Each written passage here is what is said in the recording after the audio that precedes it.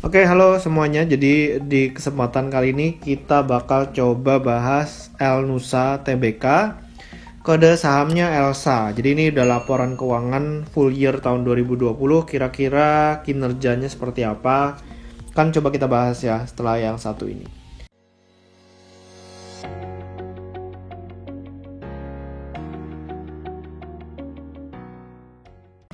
Nah, jadi ini dari materi public expose-nya si perseroan ya. Di November tahun 2020 kita pengen lihat kira-kira bisnis dari perseroan ini apa aja sih, ya kan? Nah, jadi ini merupakan perusahaan energi ya, jasa energi. Di sini ada tulisan jasanya. Ya, jasa energi dengan core competencies-nya itu ada di oil and gas, upstream services, lalu ada energy distribution and logistic services, dan terakhir ada support services. Jadi perseroan ini udah listed sejak tahun 2008 dengan kode sahamnya ELSA. Dan kalau misalnya kita lihat dari sini core competencies-nya ya, yang tadi 3 bagian tadi ya. Ini ada di oil and gas dulu, upstream services. Ini ada seismic acquisition, jadi dari land, transition zone, dan juga marine-nya. Lalu juga ada data processing, geological, drilling, dan seterusnya. Lalu ada energy distribution dan logistic services. Di sini ada fuel fleet management, ada fuel storage management, gasoline station, LPG filling station, chemical ya, lubricant and fuel trading. Nah, untuk support services ada fabrication, data management, dan seterusnya. Nah, kenapa perusahaan ini cukup menarik gitu ya? Karena perusahaan ini kalau misalnya kita lihat, ini dimiliki oleh namanya pemerintah Republik Indonesia. Ya, lalu pemerintah Republik Indonesia ini punya Pertamina. 41%-nya Elnusa ini dimiliki 41,1% oleh Pertamina. Sementara 14,9%-nya itu dimiliki oleh pension fund dari Pertamina. Jadi kalau misalnya kita boleh katakan sekitar 50% lebih, 56% ya, itu dimiliki oleh ya pemerintah gitu ya, secara tidak langsung. Nah, jadi kalau misalnya kita lihat strukturnya seperti ini, artinya Elnusa ini kebanyakan dapat proyeknya itu bakalan dari Pertamina.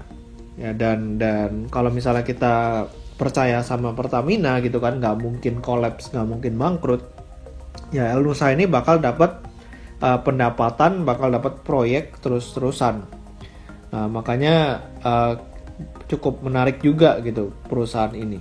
Nah, jadi Elnusa kalau misalnya kita lihat dari laporan keuangannya ya, di sini kan pendapatannya 7,7 triliun ya. Dan di tahun 2019 itu 8,3 triliun. Jadi sebenarnya agak menurun nih pendapatannya.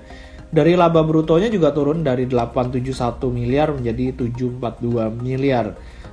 Laba bersihnya ini dari 356 menjadi 249 miliar.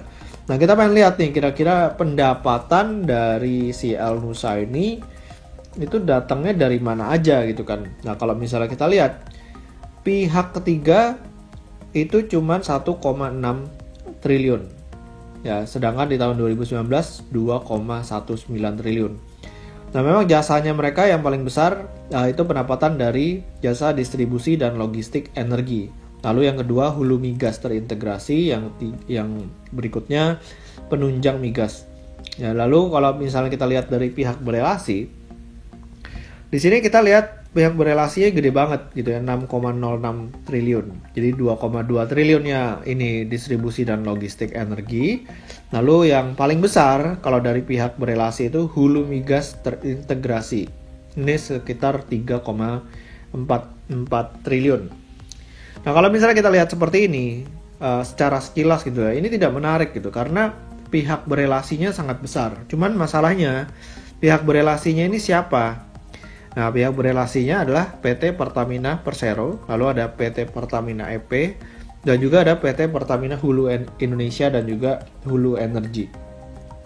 Nah, kalau misalnya kita lihat ini nama-namanya adalah Pertamina gitu ya. Ya, berarti kita bakal cukup optimis kalau penjualan ini bakal dibayar sama si Pertamina. Nggak mungkin lah nggak dibayar gitu kan. Apalagi ini punyanya Republik Indonesia, pemerintah kan.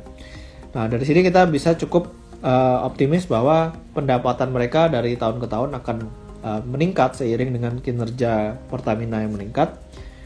Dan udah pasti dibayar gitu sama Pertamina, walaupun mungkin kadang-kadang agak telat, ya kan. Nah, jadi kalau misalnya kita lihat dari tahun 2015 sampai tahun 2020, pendapatannya itu cenderung meningkat dari 3,7 triliun menjadi 7,7 triliun, padahal 2020 pandemi. Nah, memang labanya yang cenderung stagnan ya, dari 380 miliar terakhir 350-an miliar. Ya, anggaplah kita ambil rata-rata labanya dia di 300 miliar. Nah, dengan price to earning ratio 10 kali aja, berarti kan fair value-nya ya di 3 triliun gitu kan. Nah, sementara kalau misalnya harga 388 per lembar, itu market cap-nya si Elsa ini 2,8 triliun. Jadi, kalau misalnya kita boleh bilang, ya sekarang udah deket fair value, ya kan. Nah, ini kalau misalnya kita pakai price to earning ratio 10 kali. Nah, kita bakal coba lihat sekilas ya. Dengan menggunakan PE band, itu dari 5 tahun terakhir kebanyakan di mana harganya. Nah, jadi kalau misalnya harganya dari PE band itu memang sekarang udah di higher PE band ya. Highest PE band-nya di 470. Cuman kita lihat dari historinya, ini memang jarang banget nyentuh highest PE band ya, paling cuma sekali 2 kali aja. Nah, sisanya memang lebih sering menyentuh higher PE band. Jadi kalau misalnya kita mau beli saham Elsa, lebih bagus ya nunggu dulu nih di lower PE band atau di kisaran 206 atau 200. Oke, jadi demikian dari saya tentang Elnusa.